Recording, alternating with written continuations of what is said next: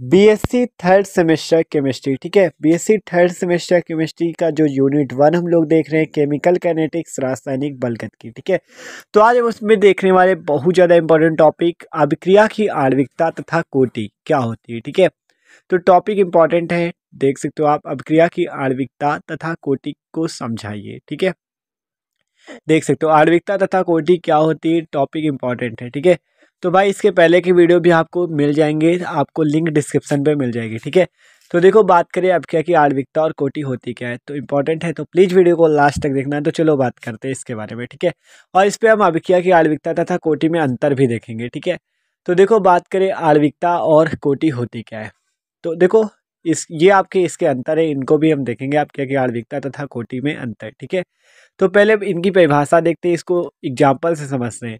आणविकता molecularity, ठीक है, ये होती क्या है, देखो किसी रासायनिक अभिक्रिया में भाग लेने वाले अभिकारक अणुओं की न्यूनतम संख्या को अभिक्रिया की आणविकता कहते हैं। क्या बात हुई, किसी रासायनिक अभिक्रिया, किसी केमिकल रिएक्शन में, ठीक है, किसी केमिकल रिएक्शन में भाग लेने वाले जो अभिकारक अणु होते हैं, अभिकारक अणु मतलब रिएक्टेंट के जो मॉलिक्यूल्स होते हैं, ठीक है, रिएक्टेंट के जो मॉलिक्यूल्स होते हैं उनकी न्यूनतम संख्या को, ठीक है, अगर आपको पता होगा अभिक्रिया में रिएक्टेंट होता है और प्रोडक्ट होता है, मतलब अभिकारक से उत्पाद बनता है। ठीक है, तो उनकी जो अभिकारक की जो न्यूनतम संख्या होती है उसे अभिक्रिया की आणविकता मोलेकुलरिटी कहते हैं। ठीक है, तो अब एग्जाम्पल से देखेंगे तभी समझ में आएगा। देख सकते हो जैसे हमने NH4NO2, ठीक है, NH4NO2 को जब गर्म किया जाता है तो H2O और नाइट्रोजन गैस आपकी बनती है। ठीक है, अगर बात करें इसकी आणविकता कितनी है तो हम कैसे निकालेंगे, देखो बात करें ये आपका एक अभिकारक है NH4NO2 और वहाँ पे जो H2 और N2 बना है ये क्या बने हैं, उत्पाद बने हैं। ठीक है, अभिकारक से क्या बनता है, उत्पाद बनता है किसी भी रिएक्शन के अंतर्गत। ठीक है, तो देखो अब यहाँ पे आणविकता की बात करें तो इसकी आणविकता जो होगी, देखो गर्म करने पर ये बना। अब बात करें आणविकता कितनी होगी, तो आणविकता देखो क्या होती है, अभिकारक अणुओं की न्यूनतम संख्या। तो अभिकारक अणु की जितनी भी संख्या होगी वही आणविकता कहलाएगी।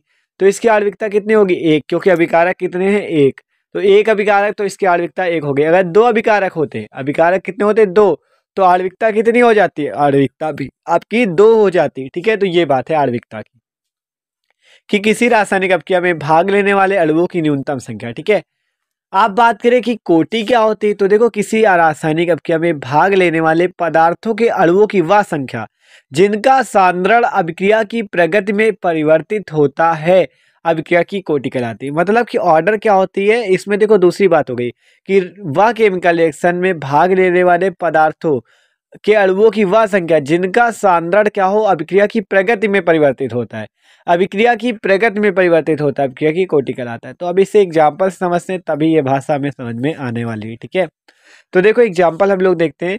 जैसे एग्जाम्पल आपका लिखा हुआ है CH3COO2H5, CH3COO2H5 प्लस NaOH, जिससे आपका CH3COONA बन रहा है और C2H5OH बन रहा है। ठीक है, तो इस पे आपको दिख रहा है दो अभिकारक हैं। कितने अभिकारक हैं बताओ भैया, अभिकारक दो हैं, तो आणविकता कितनी होगी, दो, तो वो तो पता चल गया। अब निकालना है हमें कोटि, तो कोटि कैसे निकालेंगे, कोटि का फॉर्मूला निकालने के लिए आपको यहाँ पे दर का फॉर्मूला होता है, दर प्रपोर्शनल।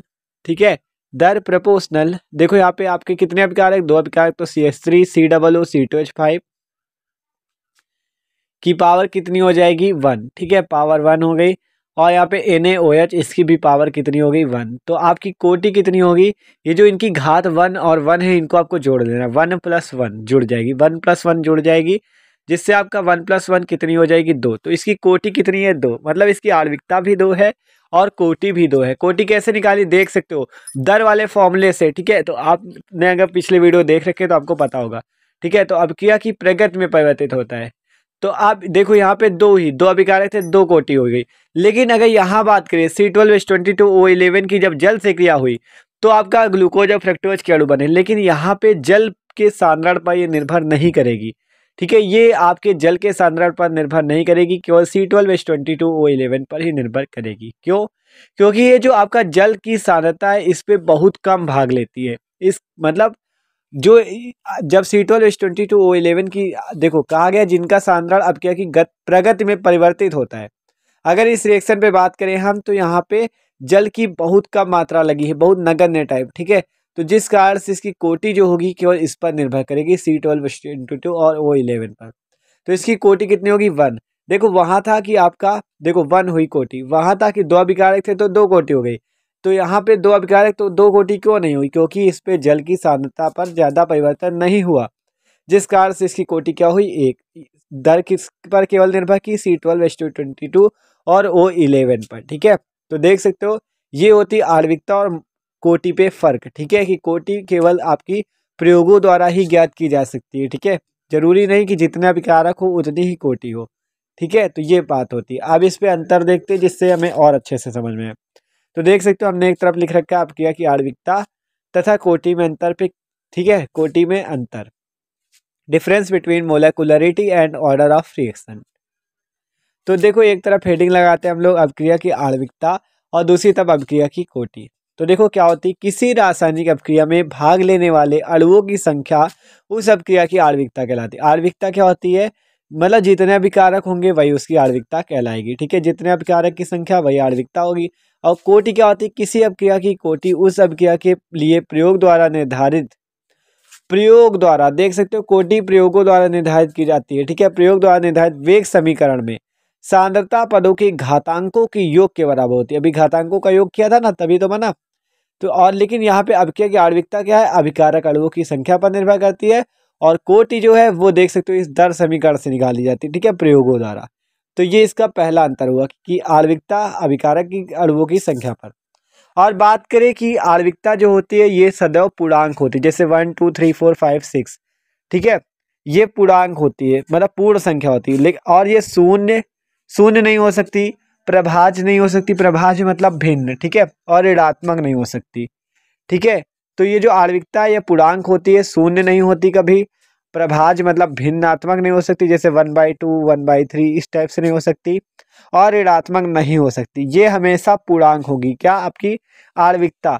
और बात करें कोटि की कि कोटि कैसी होती है, तो यह पूर्णांक देखो यह पूर्णांक शून्य या प्रभाजों में हो सकती है। यह पूर्णांक शून्य या प्रभाजों अर्थात भिन्न में हो सकती है।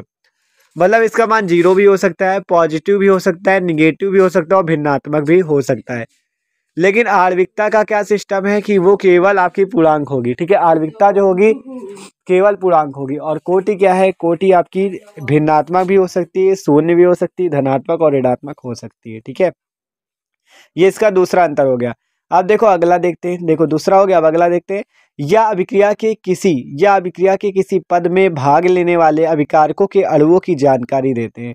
क्या करते हैं? अभिक्रिया के किसी पद में भाग लेने वाले अभिकारकों की अणुओं की जानकारी देते हैं। और जो कोटि होती है ये प्रायोगिक विधि द्वारा निर्धारित की जाती है तथा अभिकारकों की सांद्रता पर निर्भर करती है। ये किस पर निर्भर करती है? अभिकारकों की सांद्रता पर। ठीक है, अगला अंतर देखो, इसे साधारण संतुलित रासायनिक समीकरण से ज्ञात कर लेते हैं, लेकिन कोटि इसे केवल प्रयोगों द्वारा ज्ञात करते हैं। ठीक है, देख सकते हो ये इसका अंतर कि इसे केवल प्रयोगों द्वारा ज्ञात करते हैं और उसे रासायनिक समीकरण से ही हम ज्ञात कर सकते हैं कि कितने अभिकारक हैं, उससे ज्ञात कर लेंगे।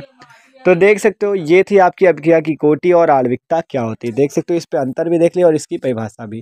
ठीक है, तो देख सकते हो भाई ये था। तो भाई वीडियो अच्छा लगा हो तो प्लीज़ यार लाइक भी कर देना। ठीक है, okay, thanks for watching this video.